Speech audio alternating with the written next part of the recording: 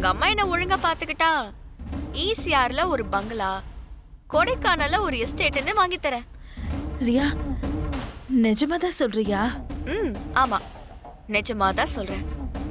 அதுக்கு முன்ன நீ உங்க அம்மாவை எனக்கு வான்கோழி பிரியாணி பண்ணி வைக்க சொல்லு.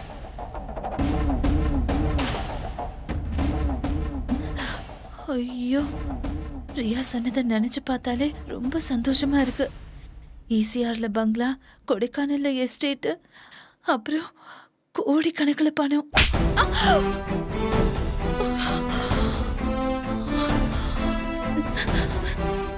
இப்ப எதுக்கு என்ன அடிச்சீங்க? ஏய், எங்க அம்மா ஹாஸ்பிட்டல்ல சாக கிடக்குறாங்க. அத பத்தி உனக்கு கொஞ்சம் கூட அக்கறை இல்ல? நாங்க ராப்பகலா ஆஸ்பத்திரியே கதின்னு கிடக்குறோம். எங்களுக்கு ஏதாவது செஞ்சு கொடுக்கணும்னு அக்கறை இருக்கா உனக்கு? சரி, அதான் செய்யல. அப்பா வீட்டுல சோகமா இருக்காரு, அவர்கிட்ட ஆறுதலா 4 வார்த்தை பேசிருப்பியா? இப்படி எதுவுமே செய்யாம ஈசிஆர்ல பங்களா, கொடைக்கானல்ல எஸ்டேட், கோடி கணக்குல பணம்னு கற்பனையிலே பேசிட்டு இருக்க. உன்னெல்லாம் சும்மா விடக்கூடாது. வா. ஏய், வா. ஏய், வர. வா. வா.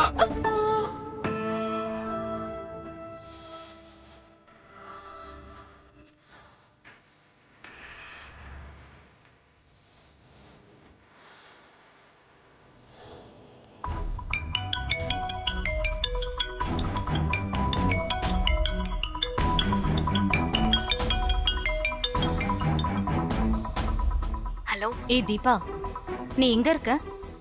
நான் வீட்ல தான் இருக்கேன். அந்த சாமியார் கிட்ட போக ரெடியா இருக்கியா? நான் ரெடியா தான் இருக்கேன். உனக்காக தான் நான் வெயிட் பண்ணிட்டு இருந்தேன். சரி, நீ எப்ப போலான்னு சொல்லு. எனக்கு அந்த சாமியாரை உடனே பார்த்து அத்தை இருக்கிற கண்டிஷனை பத்தி பேசி ஏதாச்சும் பரிகாரம் பண்ண முடியுமான்னு பார்க்கணும். உன் பேச்சுல ஒரு அவசரம் தெரியுதே, என்னாச்சு? அத்தையோட ஹெல்த் கண்டிஷன்ல எந்த இம்ப்ரூவ்மெண்ட்டும் இல்லைன்னு டாக்டர் சொன்னாங்க. ஆபரேஷன் இன்னும் நடந்துகிட்டே இருக்கு. அதான் ஒரு மாதிரி கவலையா இருக்கு. அதான் அந்த சாமியார் கிட்ட போறோம்ல, அவரால ஆண்டிக்கு நல்லது நடக்கும் பாரு. நான் உன்னை கூட்டிட்டு போறதுக்காக தான் வீட்டுக்கு வெளியில கார்ல வெயிட் பண்ணிட்டு இருக்கேன். சீக்கிரம் வா. சரி, நான் கொஞ்ச நேரத்துல வந்துடுறேன். அப்புறம் தீபா, நீ சாமியாரை பார்க்க போற விஷயத்த உன் குடும்பத்துல யாருக்கும் சொல்லாத. அப்படி சொன்னா காரியம் பலிக்காது. சரி, நான் கொஞ்ச நேரத்துல வந்துடுறேன். நீ வெயிட் பண்ணு. சரி.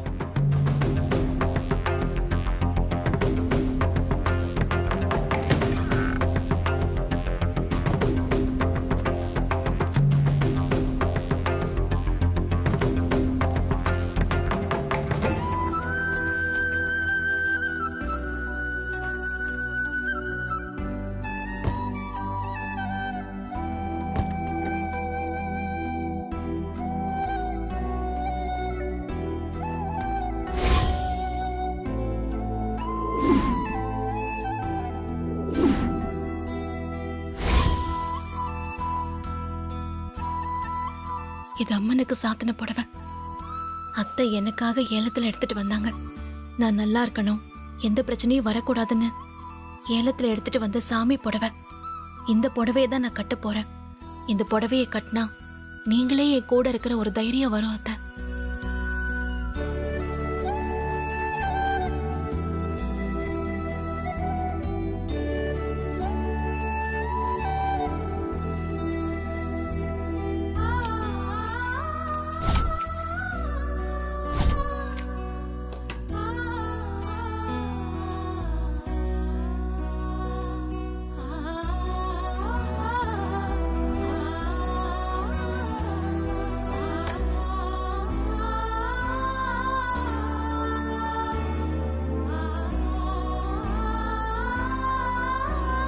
அம்மா தாயே மீனாட்சி, என் அத்தைய காப்பாத்துறதுக்காக நான் ஒரு சாமியாரை பார்க்க போறேன். அது சாமியார் இல்ல, நீதான் நினைச்சு நான் பார்க்க போறேன். அங்க அவர் ஏதாவது அருள்வாக்க சொன்னா அது நீ சொன்னதா நான் நினைப்பேன். அத்தை உயிரை காப்பாத்த அவர் ஏதாவது பரிகாரம் சொன்னா அத நீ சொன்னதா நினைச்சு நான் அதை செய்வேன். அந்த பரிகாரத்தை நல்லபடியா செய்ய நீதான் எனக்கு சக்தியையும் மனோபலத்தையும் கொடுக்கணும்.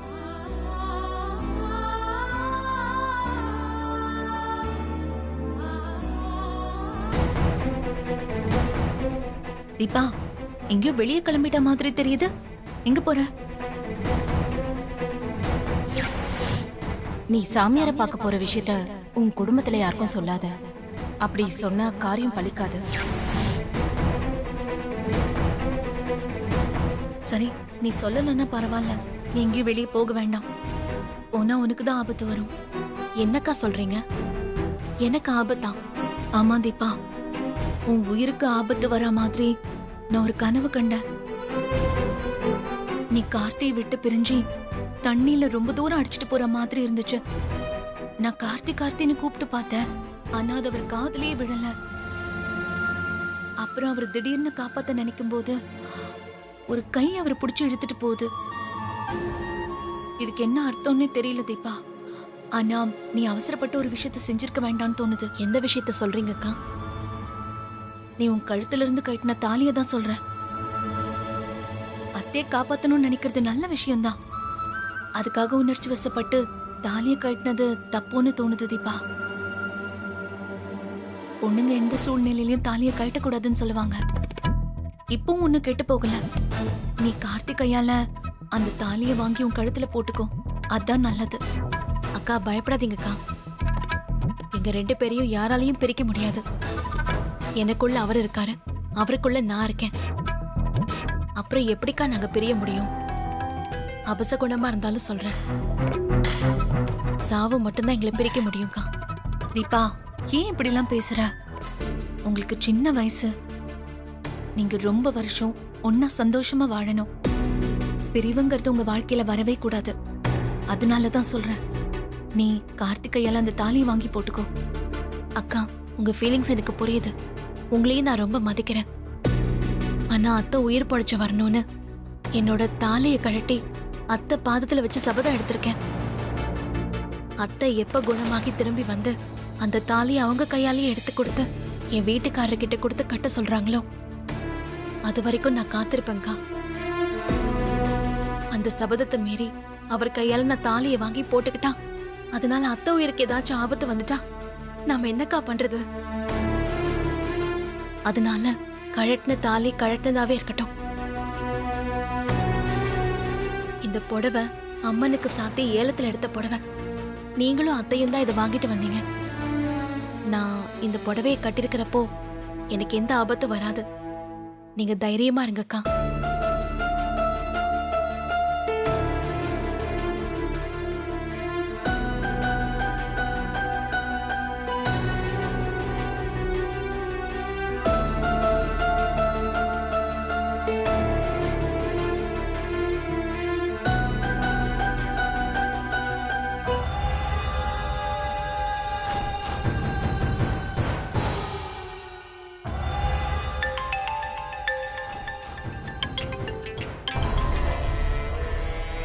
சொல்லுங்க சுவாமிஜி. என்ன மேடம் இப்படிலாம் கிண்டல் பண்றீங்க? நான் எப்பவும் உங்க அடிமை சேகர் தான். நீங்க எப்பவும் போல என்ன கூப்பிடுங்க. அதுதான் எனக்கு ரொம்ப சந்தோஷம். சரி, என்ன விஷயமா ஃபோன் பண்ண சொல்லு. மேடம், நீங்க சொன்ன மாதிரி முடி, தாடி, மீசை, காஸ்டியூமு எல்லாம் போட்டு பக்காவா ரெடியா இருக்கேன். நீங்க அந்த தீபாவை எப்ப கூட்டிட்டு வர போறீங்க? அதுக்காக தான் நான் உங்களுக்கு ஃபோன் பண்ணேன்.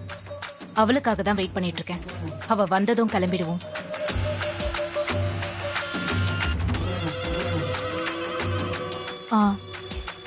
ஷேகர், அந்த தீபா வரா.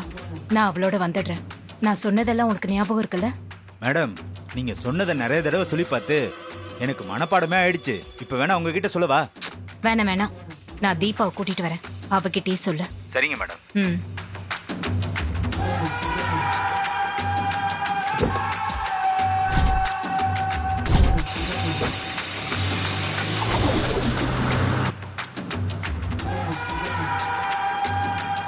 தீபா, நம்ம சாமியாரை பார்க்க போறத யார்கிட்டயும் சொல்லல. என் வீட்டுக்காரர்கிட்ட மட்டும் சொல்லிட்டேன் அம்மு. ஏன் அவர்கிட்ட ஏன் சொன்ன? இல்ல, சாமியார் கிட்ட போறத பத்தி சொல்லி அவரையும் கூட்டிட்டு போலான் தான் இருந்தேன். ஆனா நான் சாமியாரை பார்க்க போறேன்னு அவர்கிட்ட சொன்னப்போ அவரு கேக்குற மனநிலைமையிலேயே இல்லை. நான் சொன்னது கூட அவரு காதுல போய் சேரல. அப்ப அத்தைக்கு வேற வென்டிலேட்டர் வைக்கணும்னு டாக்டர் சொல்லிட்டு இருந்தாங்க. அதனால அவர் கவனம் முழுக்க அத்தை மேலதான் இருந்துச்சு. நான் என்ன சொன்னேன்னு கூட அவர் கவனிக்கவே இல்லை. அதனால நான் அவர்கிட்ட சொல்லியும் சொல்லாத மாதிரி தான். அப்ப நீ என் கூட வர்றது யாருக்கும் தெரியாது. இதை தான் நான் எதிர்பார்த்தேன். இனிமே ஏன் திட்டப்படி எல்லாம் நடக்கும்.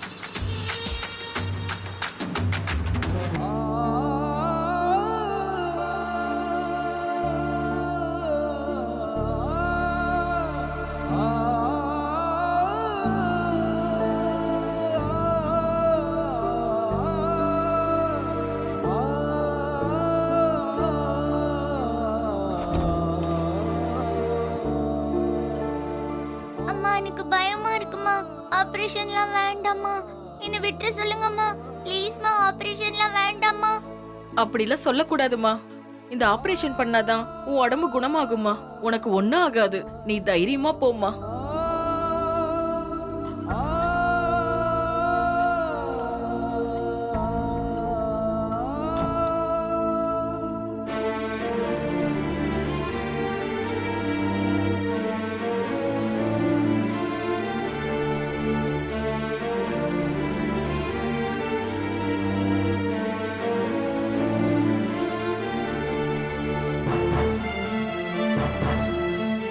கார்த்திக்,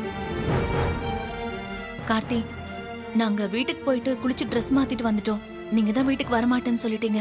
அதனால தான் உங்களுக்கு ட்ரெஸ் எடுத்துட்டு வந்திருக்கோம். நீங்க இங்கே குளிச்சு ட்ரெஸ் மாத்திக்கங்க. சரிங்க அண்ணி. ஃப்ளாஸ்க்ல காஃபி எடுத்துட்டு வந்திருக்கேன். நேத்துல இருந்து நீங்க ஒண்ணுமே சாப்பிடல. இன்னைக்கும் சாப்பிட மாட்டேன்னு பிடிவாதம் பிடிக்காதீங்க. அட்லீஸ்ட் இந்த காஃபி அது குடிங்க. இல்ல அண்ணி, எனக்கு வேண்டாம். டேய், அம்மாக்கு எதுவும் ஆகாதுடா. சாப்பிடாம உடம்ப கெடுத்துக்காத. காஃபியாச்சும் குடி. இல்லண்ணா, எனக்கு வேண்டாம். ஏன் இப்படி பிடிவாதம் பிடிக்கிற?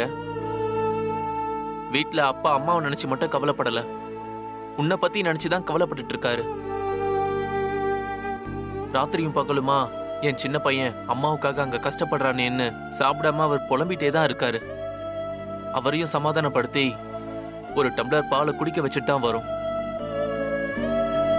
கார்த்தி, நான் உங்களுக்கு அண்ணியா வந்த பிறகு எனக்கு எப்பவுமே நீங்க சப்போர்ட்டா தான் இருந்திருக்கீங்க. இப்ப கூட நான் கெஸ்ட் ஹவுஸ்ல இருக்க கூடாது, உங்க அண்ணனோட சேர்ந்து வாழணும் தான் அந்த ரியாவை வீட்டை விட்டு துரத்த பாத்தீங்க. அதுல ஜெயிச்சும் காட்டினீங்க. அதை தாங்கிக்க முடியாம அவ சுட பார்த்தா. அப்பதான் அத்தைக்கு அடிபட்டுச்சு. நீங்க எப்படி சாப்பிடாம கொள்ளாம இருந்தா ரியாவை கண்டுபிடிச்சு எப்படி போலீஸ்ல ஒப்படைக்கிறது? அதுக்கு நீங்க பழையபடி எனர்ஜியா இருந்தா தானே சாதிக்க முடியும். அதுக்காச்சும் கொஞ்சம் காஃபியை குடிங்க.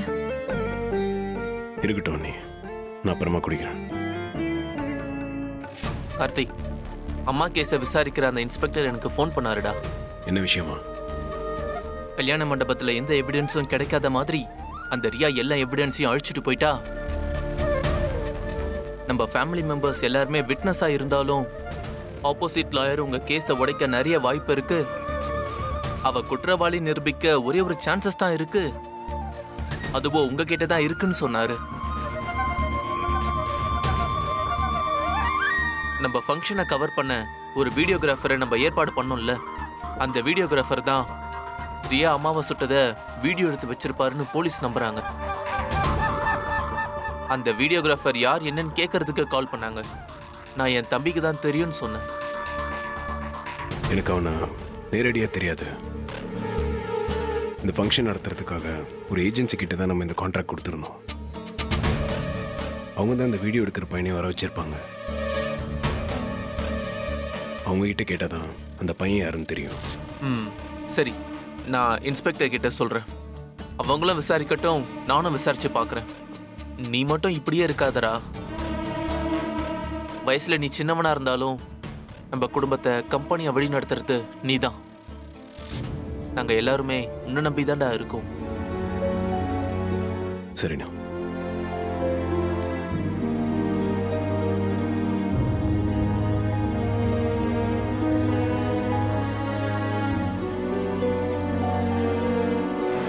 ஏமா, உங்க ஹாஸ்டல்ல நேத்திக்கோ இன்னைக்கோ புதுசா யாராவது ஒரு பொண்ணை சேர்த்திருக்கீங்களா? அப்படி யாரையும் சேர்க்கல சார். நீங்க எதுக்கு கேக்குறீங்கன்னு தெரிஞ்சுக்கலாமா? ஒரு பொண்ணு ஒண்ணு குற்றத்தை பண்ணிட்டு தலைமறைவா இருக்கா. அவளை பிடிக்கிறதுக்காக நாங்க ராப்பகலா அலைஞ்சிக்கிட்டு இருக்கோம். தப்பிச்சு போன அந்த குற்றவாளி இந்த மாதிரி ladies hostel, hotel, guest house, paying கெஸ்ட்டுன்னு எங்கேயாவது தங்கியிருக்கலாம்னு நாங்கள் சந்தேகப்படுறோம். அதனால தான் இங்கே என்கொயரி வந்திருக்கோம். இல்ல சார், 2 நாளா இங்க புது அட்மிஷனே இல்ல சார். மத்த எல்லாருமே ஏற்கனவே இங்க தங்கி இருக்கிறவங்க தான். சரி, இனிமே யாராவது சந்தேகப்படுற மாதிரி வந்தாங்கன்னா நீங்கள் எனக்கு உடனே இன்ஃபார்ம் பண்ணுங்க. சரிங்க சார், பண்றோம் சார். அந்த லேடி போட்டோ இருந்தா தானே எங்களால உங்களுக்கு இன்ஃபார்ம் பண்ண முடியும். சரிம்மா, உங்களுடைய செல்ஃபோன் நம்பர் சொல்லுங்க, அவள் ஃபோட்டோ அனுப்பிச்சி விட்றேன். சொல்றேன், நோட் பண்ணிக்கோங்க சார்.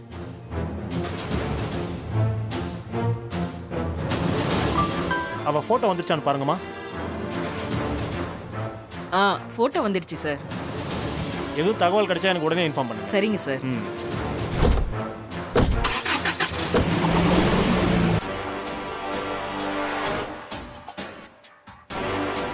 ஏ அம்மு, நான் அந்த சாமியாரை பத்தி கேள்விப்பட்ட மாதிரி நீயும் ஏதாச்சும் கேள்விப்பட்டிருக்கியா? இல்ல, எனக்கு அப்படி ஒரு சாமியார் இருக்கிறதே நீ சொல்லிதான் தெரியும். அதுக்கப்புறம் தான் அவரை பத்தி விசாரிச்சு தெரிஞ்சுக்கிட்டேன். என்ன தெரிஞ்சுக்கிட்ட? அவரு ரொம்ப சக்தி வாய்ந்தவரா. என்ன சொன்னாலும் அப்படியே பலிக்குமா. டாக்டரால கைவிடப்பட்ட பலருக்கு இவர் சக்தியால உயிர் கொடுத்து காப்பாத்திருக்காரு. அவர் சொல்ற பரிகாரத்தை மட்டும் செஞ்சுட்டா போதுமா, மத்ததெல்லாம் நல்லபடியா நடக்குமா. என்ன, பரிகாரத்தை மட்டும் கொஞ்சம் கஷ்டமா சொல்வாராம். அதை செய்யறது ரொம்ப கஷ்டமா இருக்குமா. ஆனா கஷ்டப்பட்டு செஞ்சுட்டா கைக்கு மேல பலன் கிடைக்குமா. பரவாயில்லையே, நீ அவரை பத்தி இவ்ளோ தெரிஞ்சு வச்சிருக்க. நீ சாமியாரை பார்க்கணும்னு சொல்லிட்ட, அதுக்காக அப்படியே பிளைண்டா போயிட முடியுமா என்ன? அதுக்காக தான் அவரை பத்தி கொஞ்சம் டீட்டெயிலா விசாரிச்சேன். ஏன் தீபா, உன் அத்தையை காப்பாத்துறதுக்காக அந்த சாமியார் கஷ்டமான பரிகாரத்தை சொன்னா நீ செஞ்சிருவியா? என்ன அம்மு அப்படி கேட்டுட்டேன்? நான் என் அத்தைக்காக என்ன வேணாலும் செய்வேன். அவரு எவ்வளோ கஷ்டமான பரிகாரத்தை சொன்னாலும் நான் அதை செஞ்சு காட்டுவேன். எனக்கு என்னோட அத்தை பொழைச்சு வரணும், அது மட்டும்தான் முக்கியம். அவங்க எனக்கு அம்மா மாதிரி. ஒரு அம்மாவுக்கு மக எவ்வளோ தூரம் ரிஸ்க் எடுப்பாளோ அந்த அளவுக்கு நான் என் அத்தைக்காக ரிஸ்க் எடுப்பேன். உன் மாமியார் ரொம்ப அதிர்ஷ்டம் செஞ்சவங்க. இந்த காலத்துல இப்படி ஒரு மருமக கிடைக்க கொடுத்து வச்சிருக்கணும். Simply you are great Deepa. நான் கிரேட் இல்லாமோ, அவங்க தான் கிரேட். இந்த புடவைய பாரு, இது அம்மனுக்கு சாத்தப்பட்ட புடவை. இதை எனக்காக அவங்க ஏலத்துல எடுத்து கொண்டு வந்து கொடுத்தாங்க. வெளியே பார்க்கறதுக்கு இது சாதாரண புடவை மாதிரி தெரியலாம், ஆனா இதுல என் அத்தையோட அன்பு பாசம் எல்லாம் கலந்துருக்கு. இத கட்டி இருக்கிறப்போ அவங்களே என் கூட இருக்கிற மாதிரி ஒரு பாதுகாப்பை உணர்றேன். அந்த அம்மனோட அருளும் எனக்கு கிடைச்ச மாதிரி இருக்கு. இப்படி எத்தனையோ விஷயங்களை எனக்காக அவங்க பார்த்து பார்த்து செஞ்சிருக்காங்க. போதும்.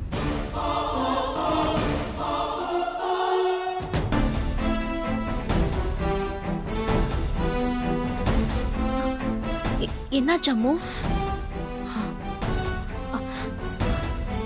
சாரி தீபா, கொஞ்சம் எமோஷனல் ஆயிட்டேன். ஏன் இப்ப திடீர்னு எமோஷனல் ஆயிட்ட? அது ஒண்ணும் இல்ல, அம்மா அப்பா இல்லாத ஒரு அனாதை குழந்தை கிட்ட போய் அப்பா அம்மா இருக்கிற குழந்தை, என் டாடி என்னை வெளியில கூட்டிட்டு போனாரு. ஐஸ்கிரீம் சாக்லேட் வாங்கி கொடுத்தாரு, டாய்ஸ் வாங்கி கொடுத்தாரு. என் அம்மா ட்ரெஸ் எடுத்து கொடுத்தாங்க, சாப்பாடு வாங்கி கொடுத்தாங்க, முத்தம் கொடுத்தாங்க, என் கூட விளையாடினாங்கன்னு சொன்னா அந்த அனாதை குழந்தைக்கு நமக்கு இப்படி ஒரு அப்பா அம்மா இல்லையேன்னு ஒரு ஏக்கம் வரும். அந்த அனாதை குழந்தை நிலைமையில தான் இப்ப நான் இருக்கேன். உன்ன மாதிரி மேரேஜ் பண்ணிட்டு சந்தோஷமா வாழ்ற லைஃப மிஸ் பண்ணிட்டேன்னு நினைக்கிறேன். உனக்கு நல்ல ஹஸ்பண்ட் கிடைச்சிருக்காரு, அம்மா மாதிரி ஒரு நல்ல மாமியார் கிடைச்சிருக்காங்க. சந்தோஷம் துக்கம் இது எல்லாத்தையும் ஷேர் பண்ணிக்க ஒரு நல்ல குடும்பம் அமைஞ்சிருக்கு. எனக்கு எதுவுமே அப்படி அமையலங்கிற வருத்தம் தான் எமோஷனல் ஆயிட்டு கத்திட்டேன்.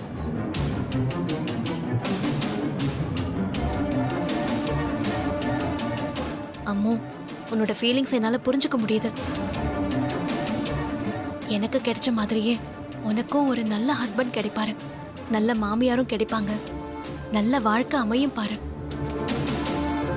இப்ப அந்த சாமியார் கிட்ட போய் என் அத்தைக்கு பரிகாரம் கேக்குற மாதிரி அப்படியே உனக்கும் ஒரு நல்ல வாழ்க்கை அமையறதுக்கு என்ன செய்யலாம்னு நான் கேக்குறேன். அப்புறம் அவர் என்ன சொல்றாரோ அதுபடி நாம செய்வோம். ம். அடி பைத்தியக்காரி, நாம இப்ப பார்க்க போறது ஒரிஜினல் சாமியார்னு நினைச்சிட்டு இருக்கியா? நான் செட்டப் பண்ணிருக்கிற டூப்ளிகேட் சாமியார்டி. அதனால நீ நினைக்கிற மாதிரி எதுவும் நடக்காது. உன்னை இந்த அம்மனுக்கு சாத்தின அம்மன் அருள் இருக்கிற புடவையோட போலீஸ் சாமியார் கிட்ட கூட்டிட்டு போனா அவன் டூப்ளிகேட் சாமியாருங்கிற குட்டு வெளியே தெரிஞ்சாலும் தெரிஞ்சிரும். அதனால முதல்ல இந்த அம்மன் புடவைய மாத்தி உன்னை வேற புடவை கட்ட வைக்கணும்.